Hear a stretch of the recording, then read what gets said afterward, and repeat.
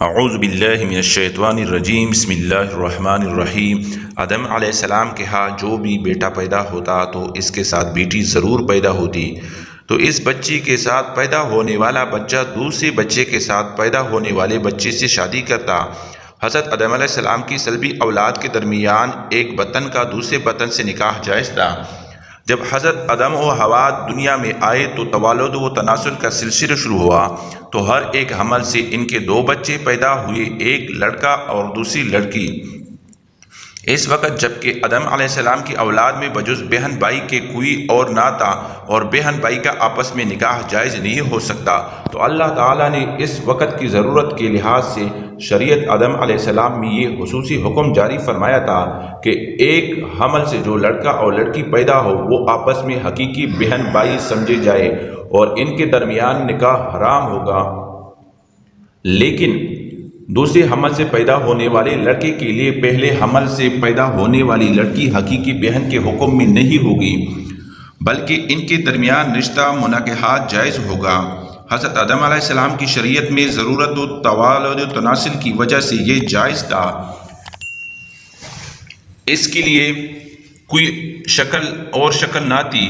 اس کو اللہ تعالیٰ نے اس وقت جائز فرمایا تھا چونکہ بعد میں اس کی ضرورت نہ رہی، اس لیے پھر حضرت آدم علیہ السلام کے بعد آنے والی ہر شریعت میں اس کو منع کر دیا گیا کہ کوئی بہن بھائی آپس میں شادی نہیں کر سکتے۔ تفسیری مظہری میں نقل کیا گیا ہے حضرت حوا رضی اللہ تعالیٰ کے بطن سے حضرت آدم علیہ السلام کے 40 اولادیں ہوئی۔ ناظرین، 74 مرتبہ کے حمل سے پیدا شدہ لڑکا لڑکی باہم حقیقی بہن بھائی کی طرح تھے اور ان کا باہم نکاح درست نہیں تھا، جبکہ دوسرے حمل سے پیدا شدہ پہلے والوں کے لیے اسی طرح تھے جیسے چچیرے ہوتے ہیں۔ یہی وجہ سے ہے کہ قابیل نے حابیل سے اختلاف کیا۔ قابیل کے ساتھ جو لڑکی پیدا ہوئی وہ بے انتہا خوبصورت تھی، جبکہ حابیل کے ساتھ جو لڑکی پیدا ہوئی وہ اتنی خوبصورت نہ تھی۔ حضرت آدم علیہ السلام کی شریعت کے مطابق جب یہ جوان ہوئی تو قابیل کی شادی حابیل کی بہن سے ہونی تھی اور حضرت حابیل کی شادی قابیل کی بہن سے ہونی تھی، لیکن قابیل اپنی بہن کو پسند کرنے لگا اور وہ اسی سے شادی کرنا چاہتا تھا، جبکہ شریعت آدم میں اس کی ممانعت تھی کہ ایک ہی حمل سے پیدا ہونے والوں بچوں کی آپس میں شادی نہیں ہو سکتی۔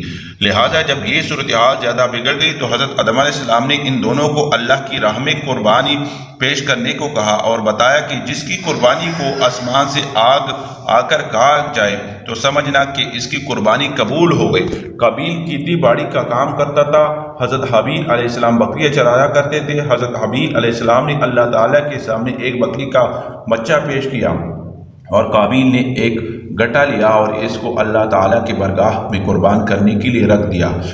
چنانچہ حضرت حابیل کی قربانی قبول ہو گئی، جس پر حابیل علیہ السلام کہنے لگے کہ میرے والد صاحب نے میرے لیے قربانی کو قبول ہونے کی دعا کی ہوگی، جس کی وجہ سے اللہ تعالیٰ نے میری قربانی قبول فرمائی۔ روایات میں آتا ہے کہ حضرت حابیل علیہ السلام قابیل سے زیادہ جوان اور بہادر تھے۔ حابیل نے اپنے بھائی کو کہا کہ اگر تم مجھے قتل بھی کرو گے تو تمہارا مقابلہ نہیں کروں گا، میں چاہتا ہوں کہ قیامت کے دن تو میرے گناہوں میں شمار ہو کر آئے۔ ایک دن قابیل غصے میں آ کر حضرت حابیل کو پتھر مار کر قتل کر دیا۔ حضرت حابیل کو قتل کرنے کے بعد قابیل بہت ہی دکھی اور پریشانی رکھنے لگا۔ قابیل اپنے بھائی کی لاش کو کندھوں پر اٹھا کر کئی دنوں تک گھومتا رہا کہ اب اس کا میں کیا کروں۔ پھر اللہ تعالیٰ کے حکم سے دو کوے آپس میں لڑنے لگے، ان میں سے ایک کوے نے دوسرے کوے کو مار دیا۔ یہ سب کچھ قابیل دیکھ رہا تھا۔ کوے نے اپنے ساتھیوں کو کوے کو مار کر ان کو زمین میں دفن کر دیا۔ قابیل نے بھی کوے کو دیکھ کر اپنے بھائی کو زمین دفن کرنے کے لیے ایک کنڈا نکالا جس میں حضرت حابیل علیہ السلام کو دفن کر دیا۔ اس کے بعد قابیل اپنی سکی بہن اکلیمہ کو لے کر وہاں سے بھاگ نکلا۔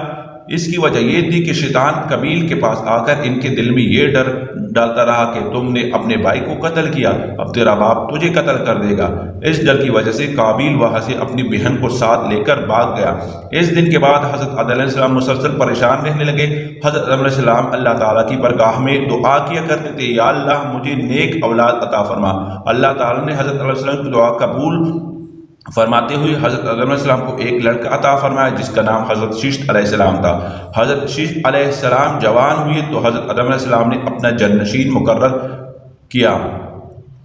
حضرت شیش المکرر اس کو حکم دیتے ہوئے کہا کہ اپنے بھائی قابیل سے ہمیشہ دور رہنا۔ جب حضرت علیہ السلام کا وصال ہوا تو اللہ تعالیٰ کی طرف سے بے شمار فرشتے زمین پر نازل ہوئے۔ انہوں نے حضرت شیش علیہ السلام کو اپنے باپ کو دفن کرنے کا طریقہ بتایا۔ اس کے بعد بی بی ہوا کا بھی وصال ہو گیا۔ اس کے بعد زنا کی شروعات ہوئی۔ اس کے بعد ایک وادی میں قابیل اور اس کی اولاد رہنے لگی۔ شیطان ایک آدمی کی شکل میں ان کے پاس آیا۔ شیطان نے ان لوگوں کو عیش و عشرت میں لگا دیا۔ شیطان نے ان کو ایسے کپڑے اور گانے بجانے کے طریقے سکھائے کہ وہ کبھی بھی ان کو بھول نہ سکے۔ انہوں نے ایک دن میلے کے لیے مقرر کیا جس پر وہ برہنہ عورتیں اور مرد اکٹھے سے شرکت کرتے تھے۔ ان میلے میں طرح طرح کے گانے اور موسیقی کی آوازیں آتی تھی۔ اس طرح جو شخص مومن تھے ان کو بھی آوازیں سنائی دیتی تھی۔ ایک دن ایک مومن کے دل میں خیال آیا کہ میں یہ سب کچھ قریب سے دیکھنا چاہتا ہوں۔ ایک دن وہ مومن اپنے ساتھیوں سے چوری وہاں سے نکلا اور قابیل کے لوگوں کے پاس آ گیا۔ اس نے دیکھا کہ قابیل کی اولاد بے حیائی اور فضول کاموں میں لگی ہوئی تھی۔ اس نے شخص وہاں جا کر دیکھا تو وہ عورتیں بہت ہی خوبصورت اور حسین تھی۔ اس حوالے سے روایات میں آتا ہے کہ حضرت شیش اور ان کے ساتھی بہت ہی حسین و جمیل اور جوان تھے۔ ان کی نسبت ان کی عورتیں زیادہ پیاری نہ تھیں۔ قابیل کی اولاد میں لڑکیاں تو بہت پیاری تھی لیکن ان کی نسبت مرد زیادہ حسین و جمیل نہ تھے۔ وہ شخص قابیل کی عورتوں سے بہت ہی متاثر ہوا۔ اس کے بعد وہ واپس آ گیا۔ اس نے مومنین کو بھی ان کی عورتوں کے بارے میں بتایا جو ان میں کمزور ایمان والے تھے۔ وہ قابیل کی اولاد کی طرف ہجرت کرنے لگے۔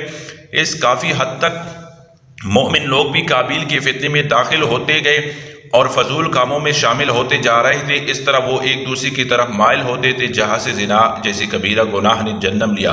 روایات میں آتا ہے کہ حضرت شیش علیہ السلام کے ساتھ رہنے والے ساتھیوں کی تعداد بہت ہی کم رہ گئی تھی جبکہ قابیل کا گروہ کافی مضبوط اور طاقتور ہو چکا تھا۔ وہ حضرت شیش اور ان کے ساتھیوں کو تنگ کرتے رہتے تھے، ان کو طرح طرح کی تکلیفیں دیا کرتے تھے۔ اگر دیکھا جائے تو زنا اس وقت شروع ہو گیا تھا جب قابیل اپنی بہن اکلیمہ کو لے کر وہاں سے بھاگ گیا تھا۔ اس نے اپنی بہن کے ساتھ ہی اپنی اولاد کو جنم دیا۔ تفسیر ابن کثیر سورہ مائدہ آیت نمبر 27۔